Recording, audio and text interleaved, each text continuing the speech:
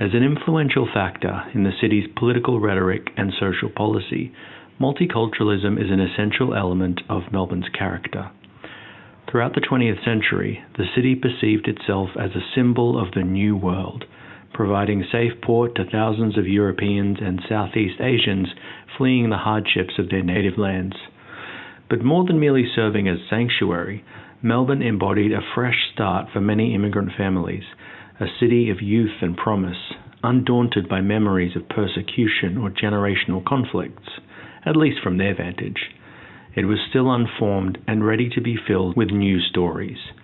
As the 1970s approached, the assumption of integration was replaced by the cheer of diversity, and Melbourne became celebrated as the melting pot of a dozen different peoples, all simmering harmoniously.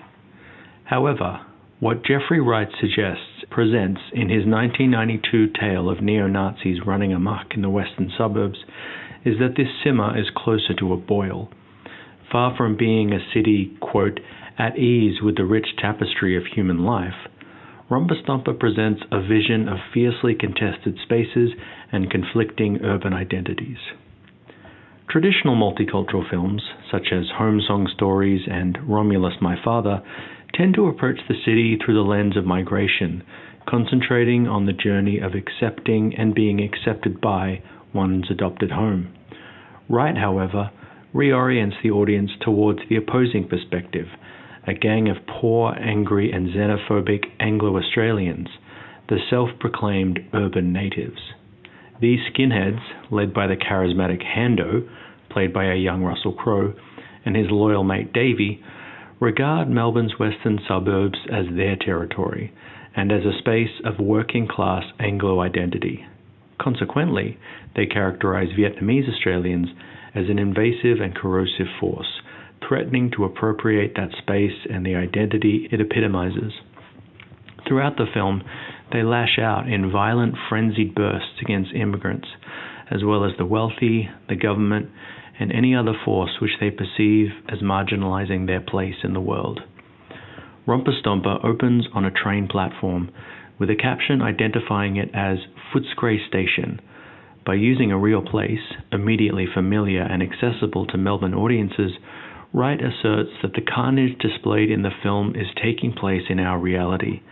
The camera captures a long, dull train platform, lit eerily by a dust sky just dim enough to create silhouettes of the distant electrical towers. Immediately, the liminality between daytime and nighttime urbanity creates uneasiness in the viewer, juxtaposed against the carefree delight of several Vietnamese youths as they barrel through the shifting landscape on skateboards. Critic Neil Mitchell observes that visually, the movement and mobility of these characters can be tied to their immigrant status, and the knowledge that they have traveled here from somewhere else, entering a space that they do not fully comprehend. The camera then follows the skateboarders down into the blackened tunnel, hierarchically moving from the exterior of the city to its underbelly. Suddenly, the film switches from fast motion to slow motion, as a dozen bald-headed men gather and begin to taunt the youths. The skateboard's progress is halted altogether by the red boot of Hando, the leader of the gang. The skinheads are everywhere now, dominating the space of the tunnel with their vertical uniformity and snarling confidence. The scene makes it clear that the skinheads are meant to be there, and the three Vietnamese teenagers are not. A message verbalized by Hando with the words, "This is not your country," and then hammered home by the fists of the gang. What is confronting here is that even though we as an audience are clearly meant to sympathize with the Vietnamese youths, we are also privileged with the knowledge that this is a dangerous space, and that these individuals, because of their ethnicity and vulnerability, might be unwelcome within the tunnels of an inner suburb station after dark. The sparseness of the platform, the waning light, and the speed of the skateboard all suggest a rapidly impending threat. Likewise, the spatial disparity between the Vietnamese and the skinheads generates a social antagonism which vibrates throughout the entire film, with large, sometimes cavernous space used to illustrate the opposition between these two tribes. Our intuitions about what might happen as that space is breached exposes what we assume is happening in various parts of the city, beyond our field of vision, but within our scope of knowledge. Despite any multicultural ideals that we might nourish, we are obstinately aware of this kind of territorial machismo. We have experienced more subdued versions of it in our various circles, on television, at work, in pubs, at sporting events, perhaps even within ourselves. Wright confronts us with this fact, elevating it to its logical extreme, and by protagonizing the skinheads, implicates us in their crimes. Though Romper Stomper has been praised for the realism with which it portrays skinhead culture, author Christos Tsiolkas has criticized the casting for being, quote, disconcertingly archaic in its depiction of the western suburbs. Like the 1998 film Head On, adapted from Tsiolkas' debut novel Loaded, Wright is valid in his contesting of the presumed harmony of multicultural Melbourne, but his evident omission of any non-Anglo, non-Vietnamese inhabitants of Footscray is somewhat strange. Moreover, the individual Vietnamese characters who are given speaking roles are eventually absorbed into the nameless, faceless, and chaotic Asian mob, which had previously only existed in Hando's demented rhetoric. Critic Gabrielle O'Brien notes that the two groups share no lingual interactions, and in fact the only line of English spoken by the Vietnamese gang leader is a threat, "Next time, mate," referring to his intentions to see the skinheads dead or defeated.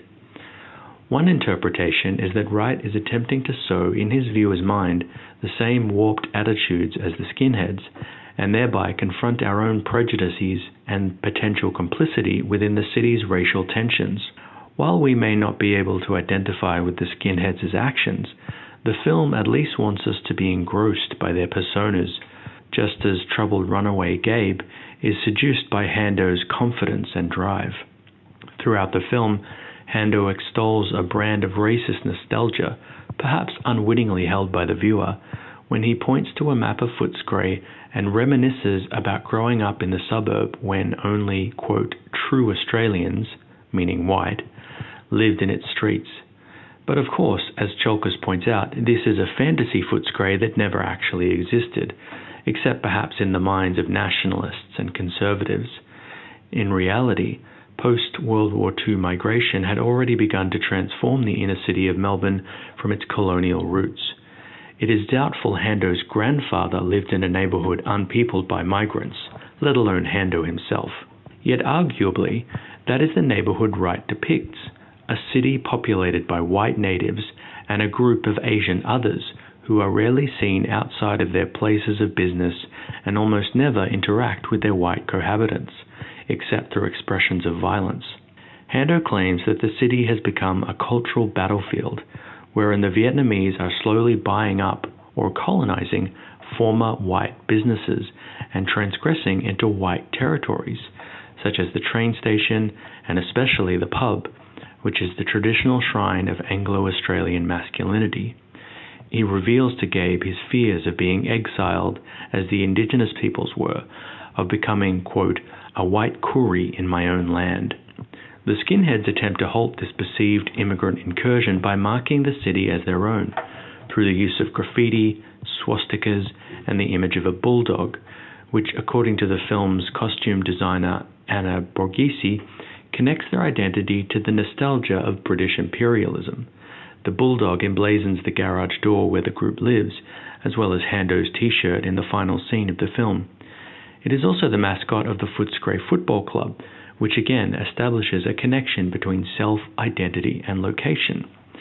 Even though the streets of the city are publicly owned, the skinheads intend to claim it as their territory, Anglo territory, through the use of branding and by exerting violence on those who would attempt to violate that space. This is exemplified by the first scene of the film, and then later at their local pub, when they beat a group of Vietnamese teenagers whose father has just purchased the property. In this second encounter, however, the Vietnamese fight back. Suddenly, Hando's ideological battlefield is given physical form, as the alleyways, side roads, and rooftops of Footscray erupt into an all-out brawl. Again, the film actually seems to give temporary credence to Hando's delusion of an Asian invasion, as literally dozens of Vietnamese youths the pejorative faceless mob, start pouring out of vans and cars, through doorways and over fences. The frame of the camera is consumed by human bodies wrestling with one another, exchanging blows and strained jeers. The tense but somewhat ordered space between the two tribes dissolved and is replaced with absolute carnage that threatens to spill out of the frame, just as it spills into the streets. Eventually, the battle becomes a chase as the skinheads are overwhelmed by their enemies and the camera follows them through a series of narrow laneways, the mob rumbling behind them just out of sight. Wright reinforces the motif of the veiled urban conflict by capturing the encounter as though it were occurring just beyond the gaze of the average city dweller, along its outer margins, over rooftops, and the tight spaces between properties that no one ever tends to. Yet even the streets themselves are shockingly empty, and the buildings the crew rush past, presumably former factories, are pocked with rust, smashed windows, and faded graffiti. One of the most powerful shots of the film is of Hando and his crew escaping through the ceiling of their warehouse.